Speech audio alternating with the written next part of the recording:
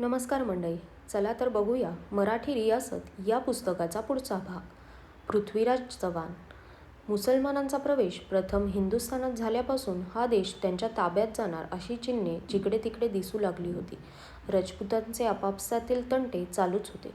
गुजरातचा राजा भोळा भीमदेव हा फार पराक्रमी होता. त्याच्या ताब्यात पुष्कळ किल्ले असून अनेक विद्वान पंडितांचा तो आश्रयदाता होता.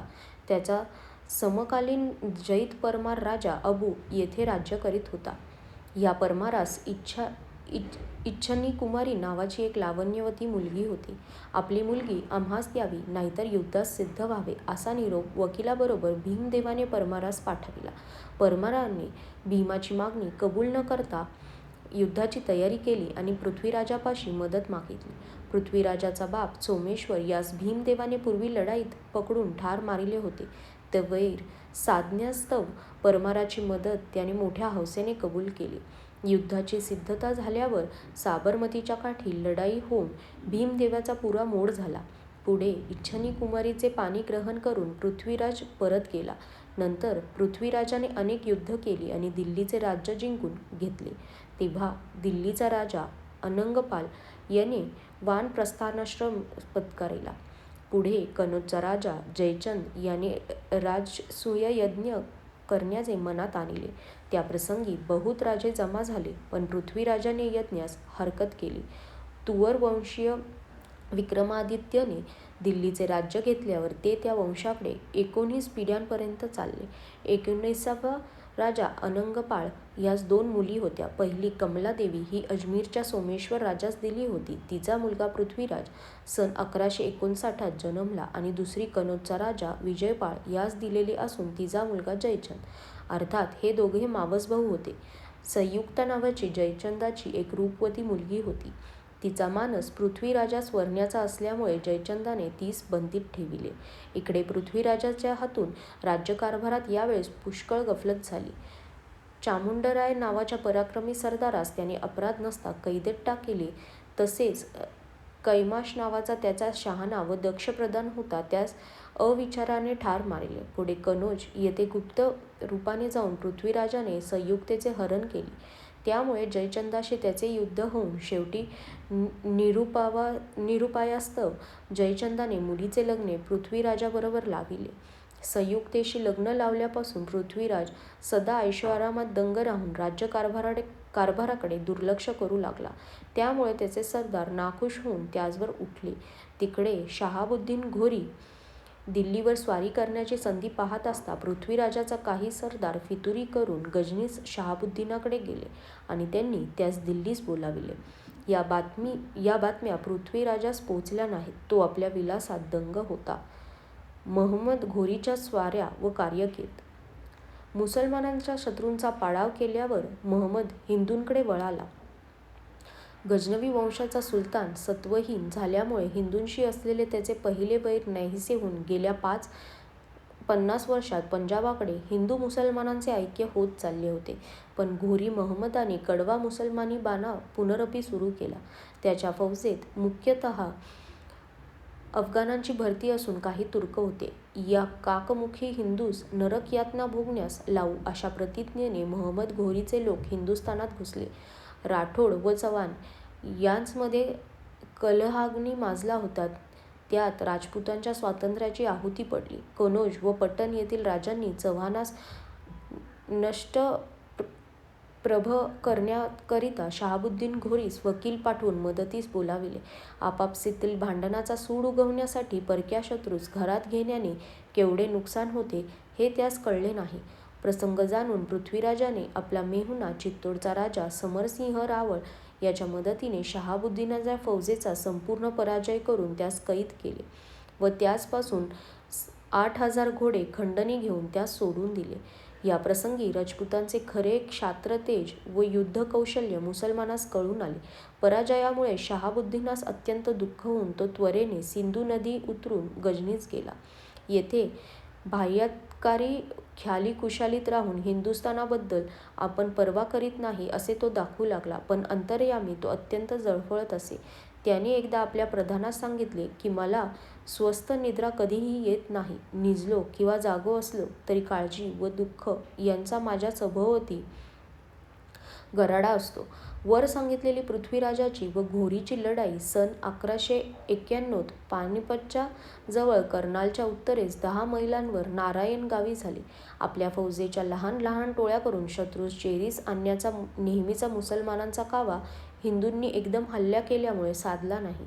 मुसलमानांचा हिंदूंनी पराभव केला असा हा पहिलाच प्रसंग होय.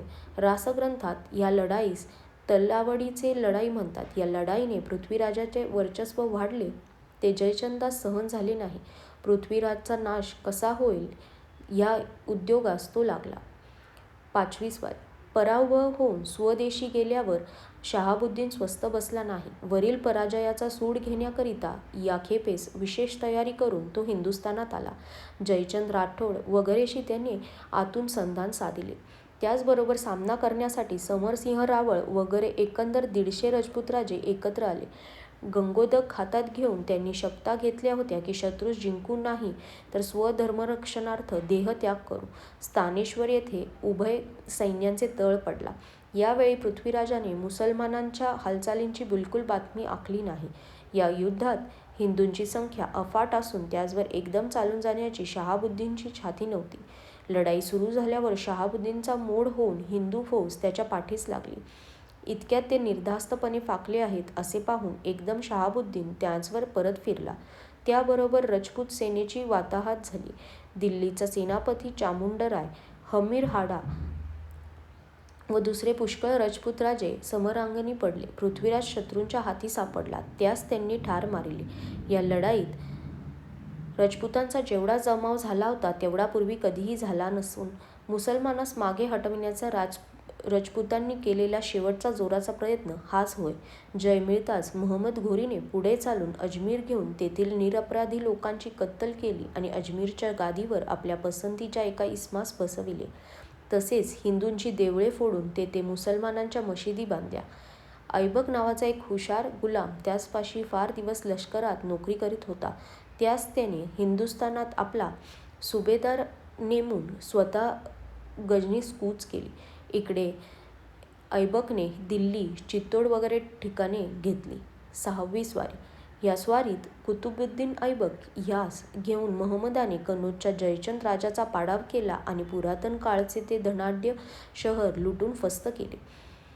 पुढे चाल करून घोरी काशीवर आला. त्याने तेथील देवळातील सर्व मूर्ती नाहीशा करून अपरंपार लूट जमा केली.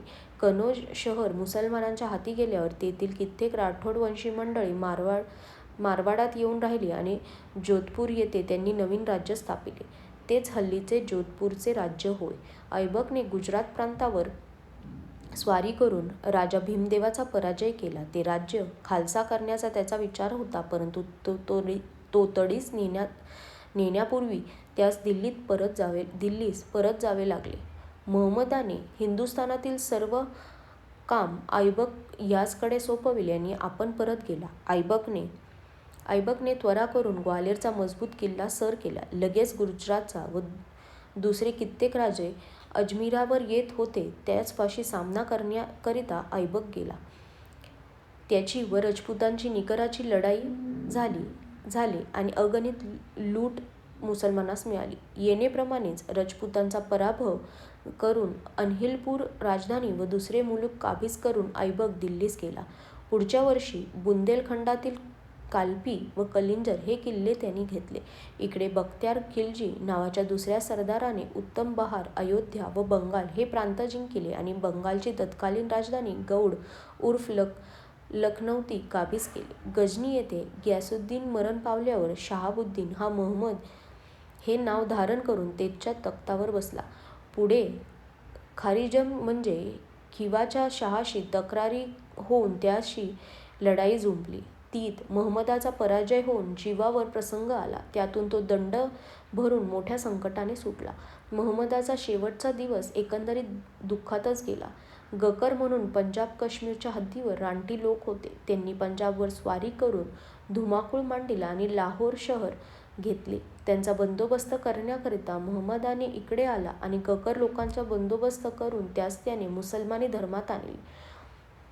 नंतर पुढे जाण्याच्या इराद्याने सिंधू नदीचे काठी रोहतक गावी छावणी देऊन उतरला असता हवा येण्याकरिता त्याने आपले सर्व तंबू उघडे केले. हे पाहून त्याचा सूड घेण्याकरिता टपून बसलेल्या काही गकर लोकांनी नदीतून पोहून येऊन पहारेकऱ्यास कापून सुलतानचा प्राण घेतला. त्याचे शव गजनीस नेऊन पुरण्यात आले. महमद घोरीस मूलबाळ नव्हते. त्याच्या पश्चात ग्यासुद्दीनचा मुलगा महमूद हा गजनी येथे तख्त नशीन झाला. शहाबुद्दीन उर्फ महमद घोरी हा शूर होता, पण सुलतान महमूदाच्या शहाणपण अगर चतुरस्त्रपणा त्याचमध्ये नव्हता. त्याने लढाई व धामधूम या पलीकडे काहीच केले नाही. त्याच्या पदरी त्याने लढाई व धामधूम काहीच केले नाही. त्याच्या पदरी कवी व इतिहासकार निपजले नाहीत. त्याची कीर्ती पाठीमागे फार दिवस राहिली नाही. हिंदुस्थानचे संबंधाने पाहिले तर शहाबुद्दीननेच येथे मुसलमानी राज्याचा पाया घातला असे म्हणण्यास हरकत नाही. सुलतान महमूदाचे लक्ष विशेषतः लुटीकडे होते. मुसलमान आपली राज्ये हिसकावून घेतात अशी भीती महमूदाच्या वेळेस राजपूत राजास पडली नव्हती, म्हणून सुलतान महमदास त्याचकडून फारसा अडथळा आला नाही.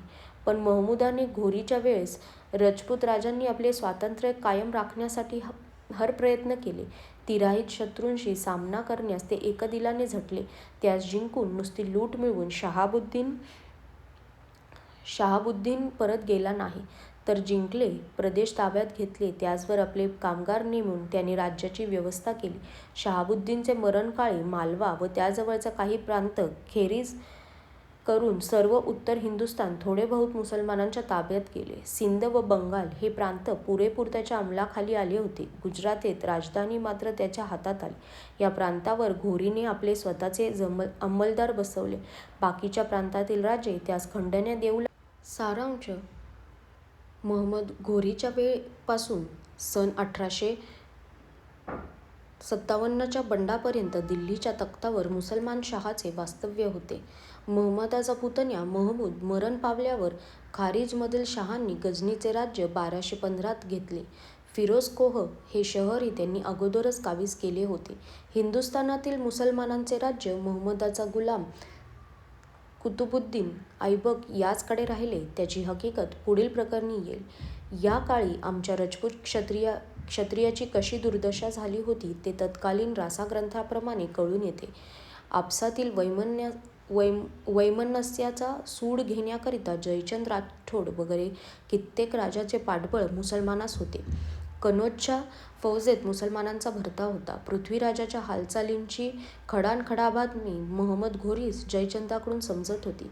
निरनिराळ्या राजघराण्यातील परस्पर वैमनस्य, पैशाच्या लोभाने मुसलमान शत्रूस बातमी पोहोचणाऱ्या राष्ट्रद्रोही लोकांचा सुळसुळाट, राजपूत फौजांची अव्यवस्थित रचना, शत्रूंकडील बातमी मिळवण्याविषयी आमच्या वीर पुरुषांनी केलेली हयगय, जातिभेदाच्या व्यवस्थेमुळे एकट्या क्षत्रियांवरच पडलेला युद्धाचा सर्व बोजा आणि इतर वर्गाच्या ठिकाणी असलेली स्वदेश संरक्षणाविषयी अनास्था इत्यादी कारणामुळेच इतक्या दूर अंतरावरून मुसलमानांचा रिघाव हिंदुस्थानात कसा झाला त्याची उमज या रासग्रंथावरून पडणारी आहे.